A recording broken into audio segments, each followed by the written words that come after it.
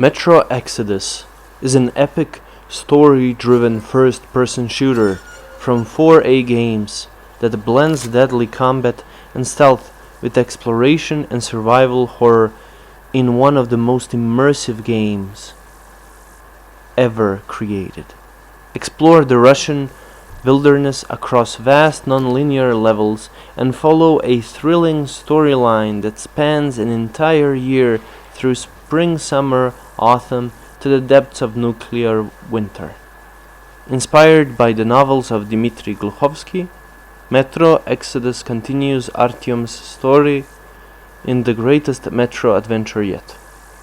Hello everyone, and welcome to my channel and my review of Metro Exodus, a sequel to the previous two Metro games called Metro 2033 and Metro Last Light. I was excited for this game, and to be honest, in some sense it kind of delivered, but there's also some things that kind of bumped me down and disappointed me in a way, but I will get to that later. So Metro Exodus, you're basically playing as Artyom, the guy that was in the previous two games, and you're searching for a place that there is no mutants or no nuclear wasteland, where it's livable.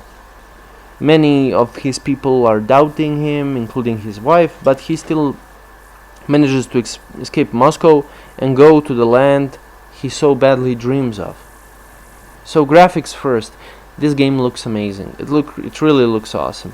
There's some really moments, I think moments where there's some bugs or texture pop-ins, but I think the whole engine by itself, it looks amazing, and each one of different level scenarios like spring, winter, summer and autumn, fall, whatever, they're pretty much each one of them very, very beautiful, each beautiful in their own way.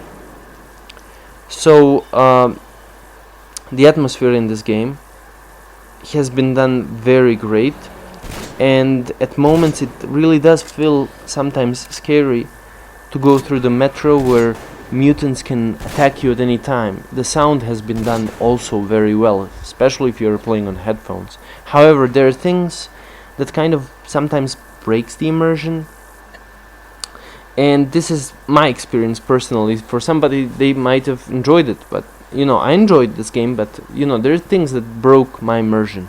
For example, the AI in this game is really bad, and I think that even after this long it still needs to be fixed. The enemies at times are even, sometimes they are not even trying to find me, even though I killed one of their guys. They're kind of stupid. And also the thing is that the characters in this game, they literally seem to be American voice actors who pretend to be Russians and trying with a Russian accent to speak English. And I don't understand why people do this. I really don't. It's really bullshit. I mean, look at Ghost of Tsushima. What did Ghost of Tsushima did? The game is set in Japan, so the game has an option. The voice actors are gonna speak in English, or they're going to speak in Japanese. If they're going to speak in Japanese, it's going to be a fluid, it's going to be perfect Japanese.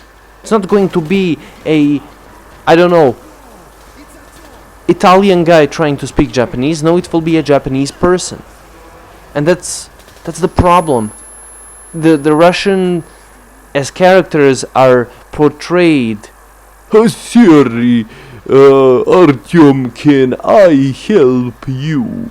Like 7 billion men have been killed, like, or something like that, just like they did in GTA 4, like with Niko Bellic.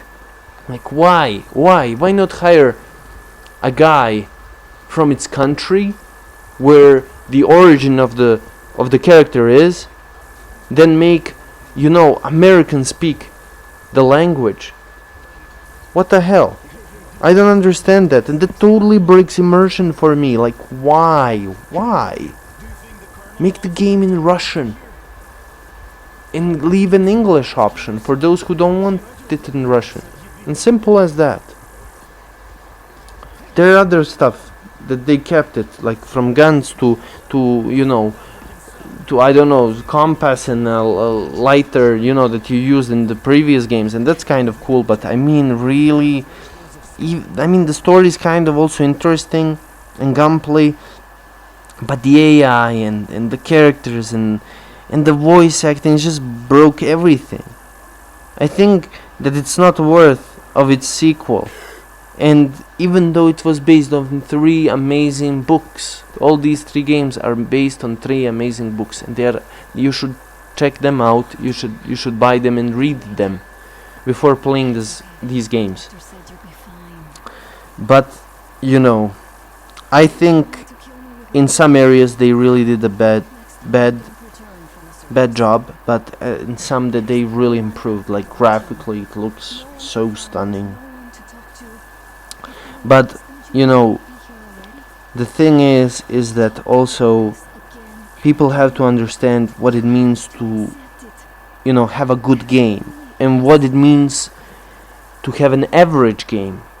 And unfortunately, this is more of an average game than a, you know, more like average, barely, than a good game. And the thing is, all the good games, and they're amazing games, and we just get good games. We get games like, I don't know, Ghost of Tsushima. That's a good game.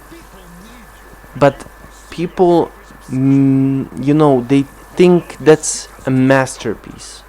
And sure, Ghost of Tsushima does almost everything perfectly. You can't pinpoint, I can't pinpoint a thing. But masterpieces are really hard, and they're really hard to come by. And that's the point. Games are coming out way too much. There's way too many games coming out every year. Way too many. And that's the thing. It's becoming a race for the developers to keep making games and making games and making games, and they try and they fail. They make a mistake. They ruin the technicality, like in Cyberpunk. They ruin the story. They don't, you know, make it playable for PC players or something. They put microtransactions. They're just stalling and trying to get the game as soon as it's possible. And that's the problem, because games shouldn't be rushed. Like, look at the Red Dead Redemption. It took 8 years. They have been making that game for 8 years, guys.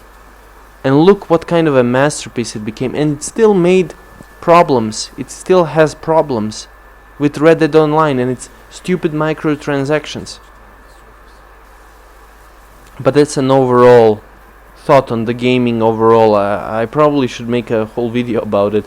But because I know many people like Metro. I am personally in love with Metro, its universe and the books and everything. You know, I read them. And it's great that they have even made them. It's really great. But the thing is, guys, that they just... It feels like, even though they did try, it still feels rushed. They should have put more time into it. Not in the atmosphere or its graphics, but with its characters and a bit of the story, bugs, glitches, things like that. You know, it just breaks the immersion. The AI, holy crap. I mean, if somebody will say, oh, if the AI is too stupid, you're gonna set it on the hardest difficulty. Yeah, but the hardest difficulty just makes the bullets more stronger, not the AI more smarter. That's the thing. But that will be all from me. I hope you enjoyed this video, and thank you so much for watching until the end. I mean, I'll upload next review next Wednesday, and as always, I will see you in the next video, guys. Until then.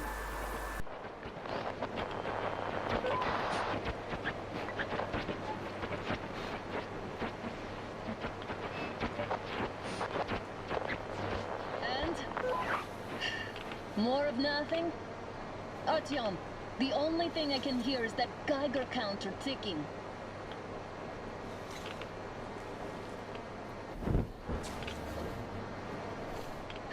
Why, yes, and there's also those damn things. Calling all the time. Let's go home, dear, please. Well, I'd say we're out of the woods. Whoa! Hear that?